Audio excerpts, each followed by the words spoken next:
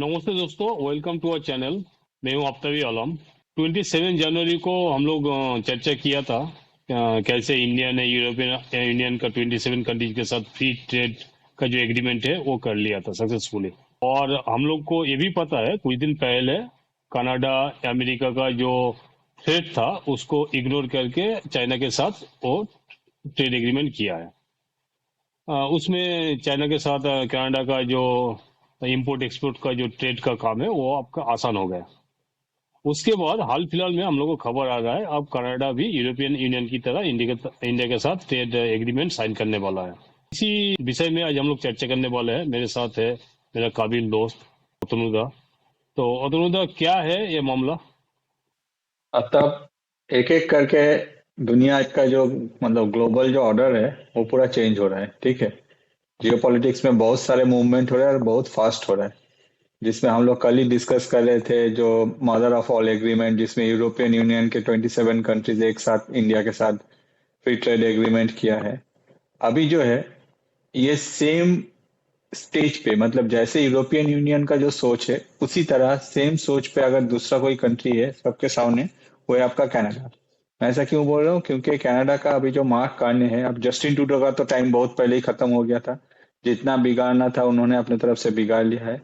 जो mark Carney हैं इनको अगर पास्ट आप इनका पास्ट देखें तो आपको पता चल जाएगा कि इनका जो नॉलेज है रिगार्डिंग इकोनॉमिक्स या फिर जियो पॉलिटिक्स इसका काफी अच्छा है। बैंकिंग सेक्टर से बिलोंग करता है, तो no doubt one of the best बंदा है कि दुनिया का इकोनॉमिकली कैसे मूव कर रहा है या फिर क्या करने से क्या अच्छा होगा। और यही सोच के वो पहले ही अपने तरफ से, जो फर्स्ट मूवर कहते हैं ना, वो अपने तरफ से ऑलरेडी चाइना के साथ ट्रेड डील कर लिया है। जबकि यूएस का काफी प्रेशर था कनाडा के ऊपर। और जैसे हम लोग को पता था कि डोनाल्ड ट्रंप पहले भी जस्टिन ट्रूडो को गवर्नर ऑफ कनाडा कहते थे, और डोनाल्ड ट्रंप का अभी भी जो ख्वाहिश है कि कनाडा 51st स्टेट बन जाए यूएस का। ऑन द अदर साइड इस बार भी डोनाल्ड ट्रंप ने यही किया है, मार्क कार्ने को भी अपने तरफ से गवर्नर बोल के संबोधन किया है। जबकि उससे पहले जो कनाडा का मूवमेंट है वो शुरू हो गया था। क्यों? क्योंकि कनाडा अपने तरफ से पहले ही चाइना के साथ एग्रीमेंट कर लिया है। मगर सेम फेज में रहने के वजह से ही सिर्फ चाइना के साथ एग्रीमेंट करने में भी कनाडा अपने आप को सिक्योर फील नहीं कर रहा है, क्योंकि कनाडा को पता है कि अगर किसी एक के ऊपर ज्यादा डिपेंडेंट हो जाएंगे तो कल जाके वो फिर से प्रॉब्लम क्रिएट करेगा, जो अभी वो लोग फेस कर रहे हैं यूएस के साथ। क्योंकि कनाडा का जितना भी एक्सपोर्ट हो रहा है उसमें 75% जो है वो यूएस में होता है। और यूएस इसीलिए कनाडा को डरा रहा है, धमका रहा है, कुछ भी बोलते जा रहा है। कभी बोल रहा है ग्रीनलैंड को ले लेंगे, उसके बाद बोल रहा है कि भाई चलो बीच में जो कनाडा है उसको क्यों छोड़ेंगे, उसको 51st स्टेट बना देंगे। जस्टिन ट्रूडो को तो ओपन ऑफर भी था। ये सोच के कनाडा के तरफ से अभी जो उन लोगों ने देखा कि यूरोपियन यूनियन के साथ जो ट्रेड डील हो गया है, तो ऑब्वियसली वो लोग भी चाहते हैं कि इंडिया के साथ भी हम लोग अपना तरफ से ट्रेड डील करें, जिसमें आने वाले दिनों में हम लोग देख सकेंगे कि कहा जा रहा है कि मार्च में, एग्जैक्ट डेट अभी तक फिक्स नहीं हुआ, या फिर हो सकता है कि फिक्स हो गया, अनाउंस नहीं हुआ पब्लिकली। कनाडा के साथ इंडिया का एक डील होने वाला है। सिर्फ डील नहीं, इसमें अगर हम लोग एक डील कहेंगे तो ये लिमिटेड हो जाएगा। ट्रेड डील साथ ही साथ डिफेंस डील भी होने वाला है। और ओवरऑल अगर देखा जाए डिफेंस सेक्टर में दोनों कंट्री मिलकर ग्रो करेगा। तो ऑलरेडी हम लोग मदर ऑफ ऑल डील कर चुके हैं, जिसमें 27 कंट्री के साथ इंडिया ट्रेड करेगा वेस्ट के। और अभी जाके अगर अगर हम लोग देखें तो हम लोग क्या कर रहे हैं, हम लोग नेक्स्ट मूव ले रहे हैं कनाडा के साथ। तो अगर हम लोग लास्ट 5 महीने या फिर 3-4 महीने ही देखे हम लोग, तो हम लोग को दुनिया में दिख रहा है कि बहुत सारे कंट्री के साथ अपने तरफ से, चाहे वो डिफेंस डील हो, चाहे वो ट्रेड डील हो, या फिर अपने तरफ से ग्रो करने का सोच रहा है। एक टाइम में ये सारे कंट्रीज जो है किसी और के भरोसे में बैठे थे, और ग्लोबल ऑर्डर को चेंज करके अभी ये लोग ओपनली आगे आ रहा है और दूसरों के साथ मिलकर अपना कंट्री के लिए सोच रहे हैं। जैसे कहा जाता है कि नेशन फर्स्ट या फिर आत्मनिर्भर। चलिए, आत्मनिर्भर भारत जो है वो तो इंडिया के लिए है, मगर अभी दूसरा कंट्री भी वही सोच में आगे बढ़ रहा है।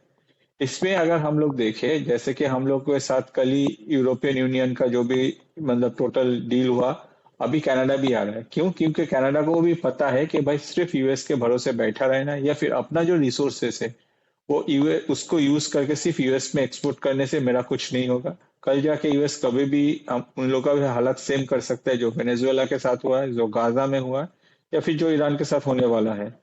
जिसके वजह से कनाडा अपने तरफ से आगे स्टेप लेके इंडियन गवर्नमेंट को अप्रोच किया है। जब से अगर हम लोग देखें जस्टिन ट्रूडो गया है उसके बाद से ही आप देखें तो कनाडा के साथ इंडिया का जो रिलेशन है वो पहले से भी मतलब सुधरने लगा है। जस्टिन ट्रूडो का ये जो फर्स्ट टर्म था या फिर जो पहला टर्म का फर्स्ट पार्ट था उसमें भी अच्छा था, मगर धीरे धीरे जस्टिन ट्रूडो ये सब जो निज्जर खालिस्तान ये सब इशू को सपोर्ट करते हुए जो भी चाहे मन चाहे कुछ भी कर लिया। और जब से जस्टिन ट्रूडो को हटाया गया है कंट्री इंडिया के साथ फिर से अलाइन होना स्टार्ट हुआ है। अब इसी अलाइनमेंट में नेक्स्ट स्टेप जो है वो है फ्री ट्रेड एग्रीमेंट, जो आने वाले मार्च महीने में हम लोग उम्मीद कर सकते हैं कि कनाडा के साथ भी हो जाएगा, जिससे एक बहुत ही बेहतरीन होगा ग्लोबल साउथ के लिए टुवर्ड्स कनाडा या फिर टुवर्ड्स वेस्ट। क्यों मैं ये कह रहा हूँ, क्योंकि कनाडा के पास बहुत सारे ऐसे प्रोडक्ट है जो इंडिया में बहुत सारे यूज होता है। On the other side defence sector में, साथ ही साथ टेक्नोलॉजी में, साथ ही साथ रेयर अर्थ मिनरल का भी बात चल रहा है। ऑन द अदर साइड अगर देखा जाए कुछ हद तक जो एनर्जी रिलेटेड इश्यूज है उसमें भी हम लोग देख सकेंगे कि दोनों कंट्री एक साथ काम करेगा। आपको क्या लगता है ये इतना आसान होगा? ये यूरोपियन यूनियन में 27 कंट्री था, वो लोग का एक यूनियन था, वो यूनिटी था। वो उस यूनिटी में वो लोग आके अमेरिका को इग्नोर करके कर सकता है, लेकिन कनाडा के लिए उतना आसान होगा क्या इंडिया के साथ ट्रेड डील साइन करना, एग्रीमेंट करना? आपको क्या लग रहा है? देखिए, अब तो डोनाल्ड ट्रंप अभी एक लिमिटेड जगह में धीरे धीरे बन जा रहा है। जैसे मैंने आपको कहा कि लास्ट 4-5 मंथ्स में देखिए जितना भी ट्रेड डील हो रहा है या फिर जितना भी डिफेंस डील हो रहा है, इनमें एक चीज तो कॉमन है, वो है कि यूएस के साथ किसी का कुछ नहीं हो रहा है। बाकी जो कंट्रीज है वो लोग अपने तरफ से मूवमेंट ले रहा है। और ये सारे जो मूवमेंट है इसको अगर हम लोग एनालिसिस करें तो हम लोग को एक चीज पता है कि ये सारे मूवमेंट को लेकर यूएस खुश नहीं है। ऑन द अदर साइड इस बीच में और एक फैक्टर है जो कि ब्रिक्स समिट। तो ब्रिक्स समिट में हम लोग देख सकेंगे कि डॉलर को, अगर आप डॉलर इंडेक्स ही देखें, कल का अगर डॉलर इंडेक्स देखें तो डॉलर इंडेक्स का मतलब हालत काफी खराब है। यूएस डॉलर का जो मतलब डिमांड है वो धीरे धीरे घटता ही जा रहा है। और जितना भी ज्यादातर कंट्रीज जो है जो फॉरेन रिजर्व रखते हैं वो अपने तरफ से यूएस डॉलर को बेच दे रहे हैं, जिसके वजह से यूएस का जो मेजर प्रॉब्लम है, एक तो उनका डेप्ट जो उनके जीडीपी से भी ज्यादा है, on the other side dollar का जो हालत है। तो डोनाल्ड ट्रंप को अगर हर कंट्री के साथ लड़ना है at that point of time, उसको इसमें कोई सपोर्ट नहीं करेगा। प्रेजेंटली अगर हम लोग देखें, अगर डोनाल्ड ट्रंप किसी का भी कोई भी कंट्री, जैसे ईरान के ऊपर अभी डोनाल्ड ट्रंप जो स्टेप ले रहा है उसमें डोनाल्ड ट्रंप का साथ में सऊदी भी नहीं है। सऊदी नहीं चाहेगा कि ईरान के साथ ऐसा कुछ हो, क्योंकि सऊदी को पता है कि अगर यूएस ऐसा कुछ करता है आने वाले दिनों में ये मेजर प्रॉब्लम होगा, जबकि डोनाल्ड ट्रंप ये सब सुनने वाला नहीं है। ऑन द अदर साइड अगर कनाडा ये स्टेप ले रहा है तो डोनाल्ड ट्रंप के पास कोई ऑप्शन नहीं है, कनाडा को डोनाल्ड ट्रंप रोक नहीं सकता। मैं ऐसा क्यों बोल रहा हूँ, क्योंकि कनाडा ने ऑलरेडी चाइना के साथ एग्रीमेंट कर लिया है। और कनाडा अपने सिक्योरिटी के लिए अगर इंडिया के साथ एग्रीमेंट करता है, उस बीच में अगर डोनाल्ड ट्रंप इसको रोकने का कोशिश करता है, at that point of time जो वेस्ट के बाकी कंट्रीज है वो लोग भी यूएस के अगेंस्ट में और भी नेक्स्ट लेवल पे परफॉर्म करेगा, जो कि ऑलरेडी शुरू हो गया है यूरोपियन यूनियन के तरफ से। या फिर अगर आप देखें बहुत सारे कंट्रीज जो है वो अभी ग्लोबल साउथ में देखा जाए तो दो कंट्री में सबसे ज्यादा इंटरेस्टेड है। पहला है इंडिया, दूसरा है चाइना। तो कनाडा ने पहले चाइना को अप्रोच किया, मगर ऑल्टरनेट में वो लोग हमेशा रखना चाहते हैं। वो लोग कभी भी ऐसा नहीं है कि कोई एक पर्टिकुलर कंट्री के बेस करके आगे जाना चाहे। डोनाल्ड ट्रंप को नो डाउट ये सब बात जो है वो अच्छा नहीं लग रहा है, मगर डोनाल्ड ट्रंप को एक चीज पता है कि अगर रशिया को रोकना है तो रशिया के जो भी पार्टनर्स है उन लोगों को थोड़ा बहुत एंटरटेन करना पड़ेगा वेस्ट की तरफ से। मैं ये क्यों बोल रहा हूँ, इसके पीछे एक ही रीजन है कि अगर रशिया का जो ऑयल है वो मार्केट में आना रोकना है या फिर इंडिया को इतना डराया धमकाया उसके बाद भी कुछ नहीं हुआ, तो इंडिया तो ओपनली कह रहा है हर जगह कि भाई अगर हम लोग को कम पैसा में कोई भी क्रूड ऑयल देता है तो हम लोग वो खरीद लेंगे। उल्टा हम लोग अभी जो सेटअप हम लोग कर रहे हैं उसमें हम लोग दुनिया के सबसे बड़ा रिफाइनरी में कन्वर्ट हो जाएंगे। तो इससे आगे आने वाले दिनों में ये तो सबको ही पता है कि इंडिया हमेशा ही क्रूड ऑयल खरीदता रहेगा।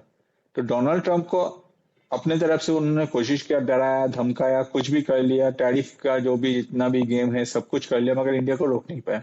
अब डोनाल्ड ट्रंप के पास क्या ऑप्शन है? डोनाल्ड ट्रंप के पास ये ऑप्शन है कि भाई इंडिया को सस्ता में अच्छा क्रूड ऑयल दे दो, तो चलो तब भी ठीक है। और वो ऑयल कौन खरीदेगा? खरीदेगा यूरोपियन यूनियन, खरीदा वेस्ट के जो और भी कंट्रीज है, जिसके वजह से डोनाल्ड ट्रंप अगर मतलब ऐसे तो वो संघीय वो कुछ भी कर सकते हैं अगर वो लॉजिकली सोचे। उनको कभी भी कनाडा के अगेंस्ट, कनाडा और इंडिया के जो भी डील होने वाला है उसके अगेंस्ट में उसको जाना नहीं चाहिए। ये एक मेजर उसका प्रॉब्लम होगा जियोपॉलिटिकली अगर वो ऐसा कुछ करता है तो।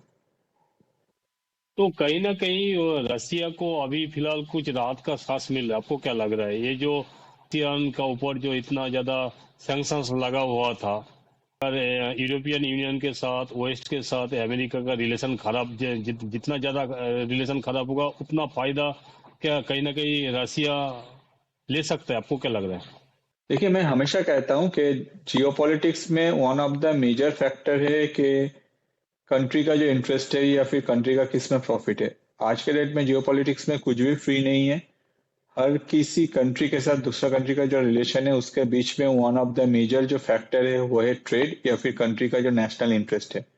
रशिया का भी आज के डेट में अगर हम लोग देखें वेस्ट में जो मेजर इंटरेस्ट है, रशिया को पता है कि अगर डॉलर का वैल्यू गिर जाता है या फिर ग्लोबली डॉलर को जो रिकॉग्नाइजेशन है वो नहीं रहता है, दूसरा ब्रिक्स करेंसी आ जाता है, तो यूएस का जितना भी पावर है वो धीरे धीरे करके वो खत्म कर देगा। On the other side west का जो यूनिटी है वो अगर टूट जाता है तो वो रशिया के लिए वन ऑफ द बेस्ट होगा, जो कि ऑलरेडी डोनाल्ड ट्रंप आकर खुद ही शुरू कर दिया है कि वेस्ट को तोड़ना, वेस्ट के डिफरेंट कंट्रीज अपने जो उनके जो अलाई है उन लोगों के ऊपर अटैक करना। तो एक हद तक देखा जाए ये रशिया के लिए नो डाउट एक प्रॉफिटेबल डील है। रशिया कुछ भी नहीं कर रहा है मगर डोनाल्ड ट्रंप का तंगी हो या फिर डोनाल्ड ट्रंप का जो भी स्टेप है उसके वजह से वेस्ट टूट रहा है। On the other side Russia क्या कर रहा है, रशिया अपने तरफ से इसको नेक्स्ट लेवल पे ले जाने के लिए ब्रिक्स करेंसी को जितना जल्दी हो सके उसको डेवलप कर रहा है। जैसे हम लोगों ने कहा ऑलरेडी, हम लोग इसको लेके एपिसोड कर चुके हैं जिसमें जो ब्रिक्स कंट्रीज है उन लोगों का जो सेंट्रल बैंक है उन लोगों को एक साथ कनेक्ट करके आगे कैसे डेवलप किया जाएगा वो भी हम लोग बात किए थे। अगर किसी को देखते हैं तो वो हम लोग के चैनल में जाके देख सकते हैं। ऑन द अदर साइड एक और फैक्टर है, जैसे मैं कहता हूं कि पुतिन का जो सोच है वो काफी लॉन्ग टर्म सोच है, जबकि डोनाल्ड ट्रंप नींद से उठने के बाद कुछ भी सोच लेता है और उसमें ही कूद जाता है। तो ये जो डिफरेंस है, इस डिफरेंस के वजह से जो स्टेप लिया जाता है तो नो डाउट वो रशिया के लिए ही ज्यादा फ्रूटफुल होता है। तो दोस्तों, आप लोग को क्या लग रहा है ये जो जो जियो पॉलिटिक्स का जो सिनेरियो है ये धीरे धीरे चेंज होते दिख रहा है?